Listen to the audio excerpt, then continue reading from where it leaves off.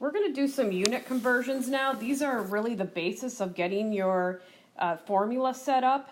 So we're going to do time, we're going to do volume, and we're going to do mass. So first let's start with time.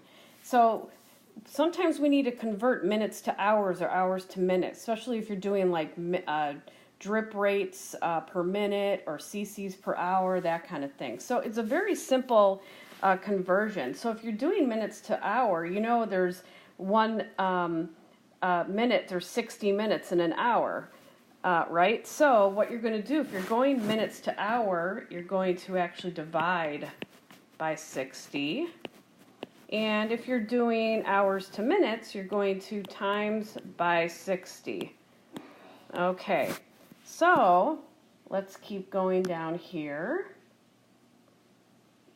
All right, so I'm going to give you an example here. So let's convert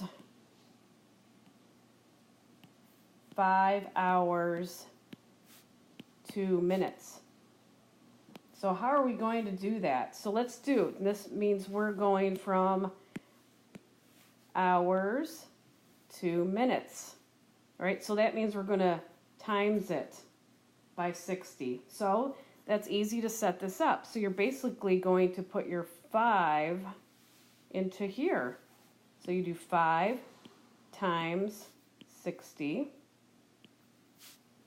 equals 300, and we're converting to minutes, remember, so your minutes are going to go here, minutes, that's it.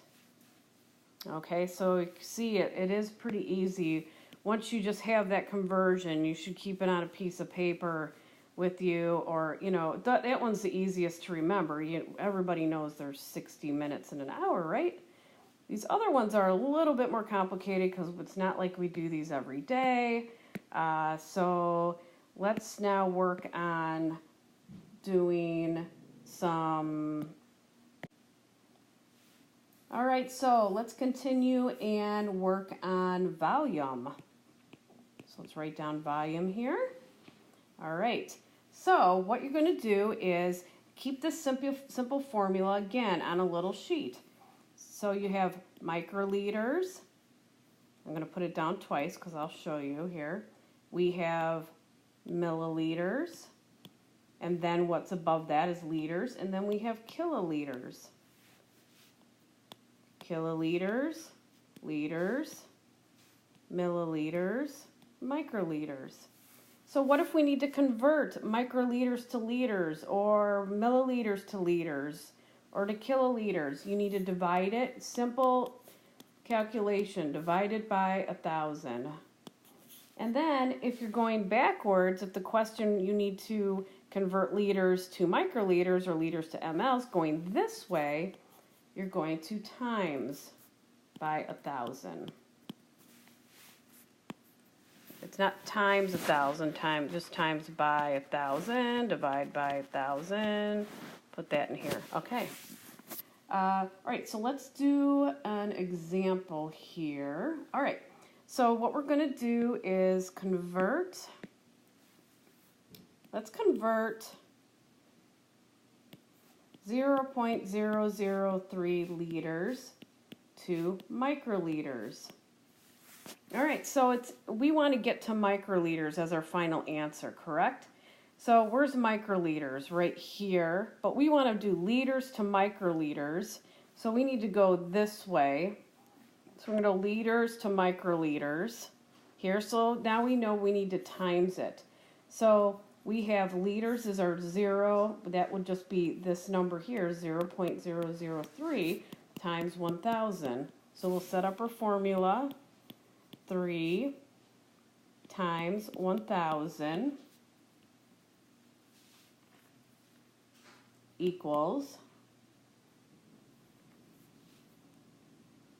3 milliliters.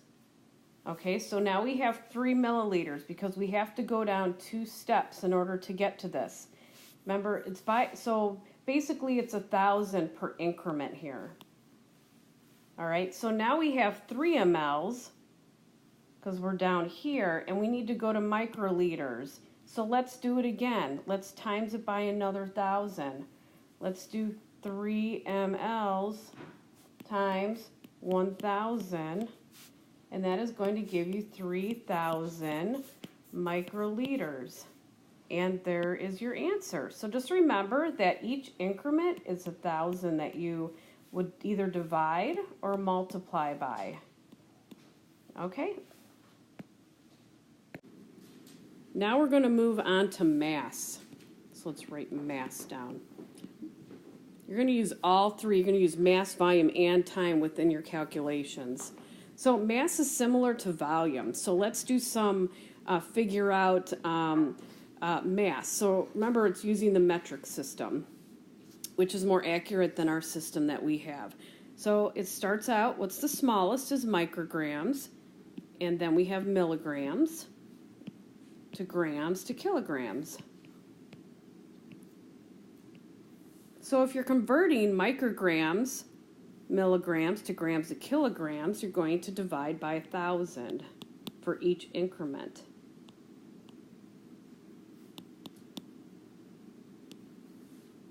Okay, so this would be 1,000, this would be 1,000, this would be 1,000. So if you need to go from micrograms to grams, you need to divide by 1,000 once, divide by 1,000 twice. And then let's go the other way. Whoop, micrograms there, milligrams, grams to kilograms. So let's say you need to convert kilograms to grams or kilograms to milligrams down to micrograms. Oop, that's going that way. Then you're going to multiply by 1,000 to get your answer. So remember, there's a step to step to step. It's going this way, and it's 1,000. All right, so let's do a calculation here. All right, so what we're going to do is let's convert 5,000 micrograms to milligrams.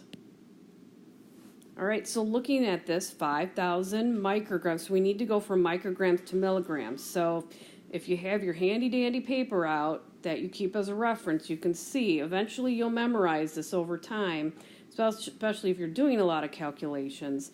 You go micrograms. We need to go from micrograms here. Oops. And then we need to go up to grams. So that's 2 steps, it looks like. Oh, no, we're going milligrams. I'm sorry. So let's cross that out. Actually, X this out like that. Okay. So we're going micrograms to milligrams. So it's really only 1 step you're going. So let's do the calculation. We're going to do a division. So you'll place your 5,000 micrograms up in this area here. So 5,000 micrograms. You're going to divide by 1,000, which will give you 5 milligrams.